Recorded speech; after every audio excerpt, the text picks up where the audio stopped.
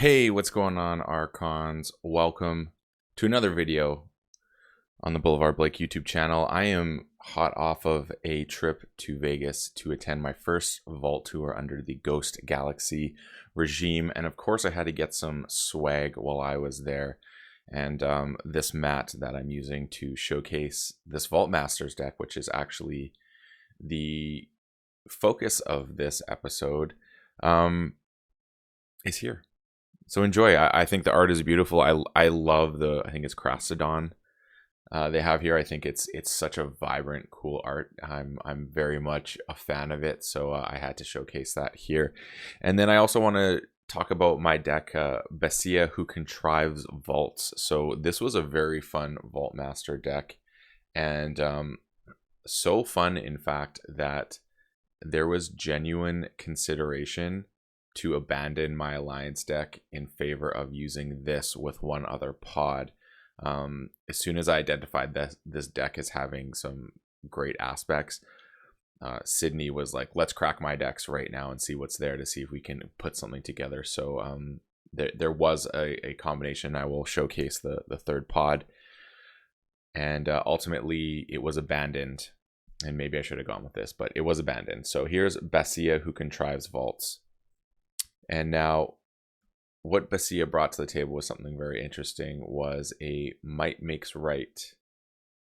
And I'm a big fan of Might Makes Right. It is on my scope as one of the great key cheats of our time.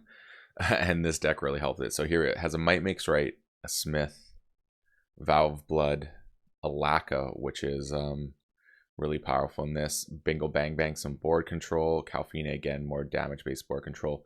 Drummernaut with the Ganger Chieftain, so the Gangernaut combo, which was amazing. Headhunter, I absolutely love this card. This is one of my most favorite cards in the game that is just meh.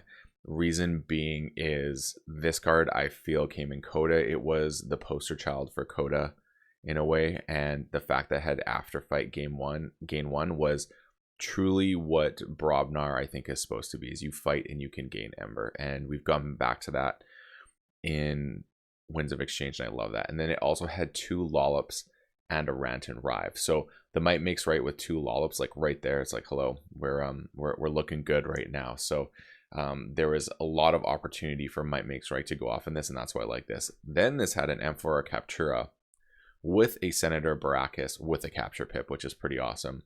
An Ambrosia Outpost, Carpe Venum, Consul Primus, Cornichon Octavia, Cornicin Octavia, an Epic Poem with a pip, Faust, a Galeotops further fueling the Might Makes Right, Lapisaurus providing taunt, Perfectus Ludo, so if I'm putting all the Ember out there, it is a good way to make things more complicated, and then a Tricerian Legionary, just to be able to ward really my Baracus at the end of the day.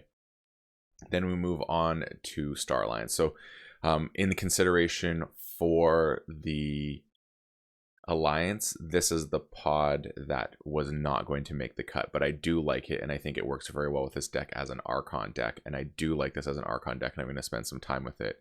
So it's a Tekavor Palpate with a draw pip. Now, there are some obviously decent artifacts in this, which can make this a problematic card.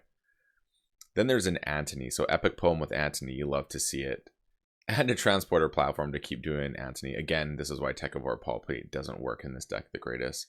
The downside of this pod is there's triple Explore Rover. The only bonus is that there is a draw pip on this one. So if I'm going to use it on a creature for the Transporter Platform, getting an extra draw. First Officer Frayne, never sad to see it. Future Booster, there's no token in this deck, so this is just literally a way to organize things in a way that is more desirable.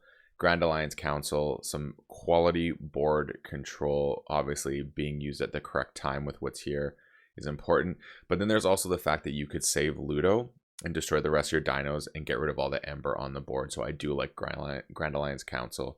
And then here, just some more taunt to provide protection.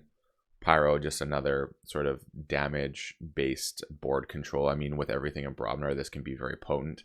Then lastly, just a stealth mode for cherry on top of this whole deck. So that's really what this deck does. Like, I'm not going to go into too much detail of everything. You can kind of see the way it works, but it is a lot of fun. I'll go over the pips and stuff like I normally do. There's 1, 2, 3, 4, 5, 6, 7, 8, 9, 10 pips, so not half bad. And then creatures, we got 1, 2, 3, 4, 5, 6, 7, 8, 9, 10, 11, 12, 13, 14, 15, 16, 17, 18, 19, 20, 21, 22, 24 creatures. But a lot of those creatures are going to be played as upgrades. I do like putting skirmish. I like, the thing I like about Expo Rover is a lot of targets where skirmish makes sense here.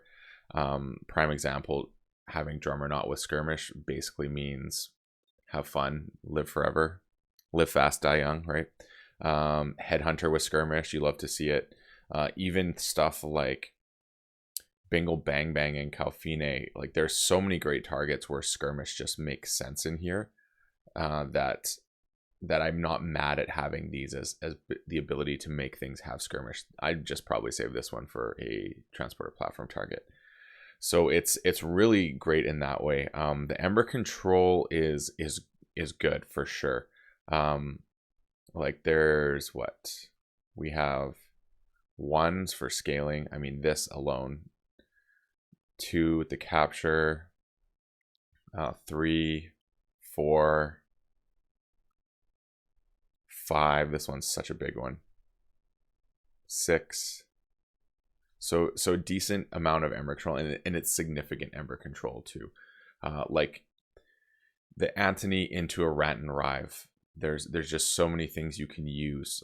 Like even using Might Makes Right and Antony as a target, and then giving your opponent all that Ember, and then just going into a Rant and Rive. There's just so many great combos with this deck that I'm still truly working on unlocking and finding out the best lines of play. But I 100% love this deck, and I'm excited for it, just to keep exploring it. Now, the last part of the equation is the pod that didn't end up making the cut, and this is from one of Sydney's. So this is a Ritual of the Hunt with an extra Ember pip.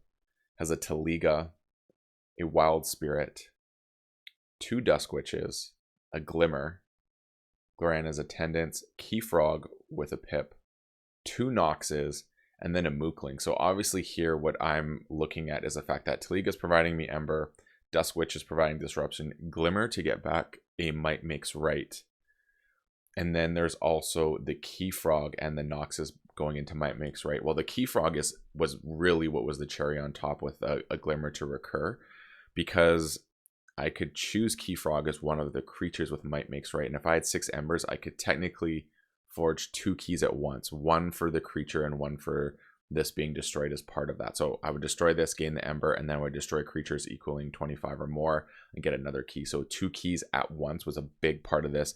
What ultimately came down in the end was there wasn't enough solid board control. It would have all been fighting based board control. So that's what led this to not come into existence within an alliance. We tested it, just didn't work fast enough. There's too many moving pieces, but and not enough efficiency. But I truly do really like this idea for an alliance deck, and maybe it will become an alliance deck in a different way. But I love Bassi Who Contrives Vaults.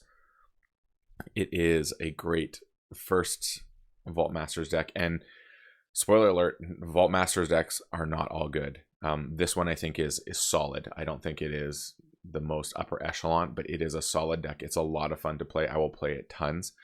But majority of Vault Masters decks are just like any other KeyForge deck you open. Not amazing, but can be a lot of fun. You just get to see cool things with this. So that's going to do it for this video. I hope you all enjoyed, and as always, may your Ember never be stolen and your keys forged promptly. Have a good one.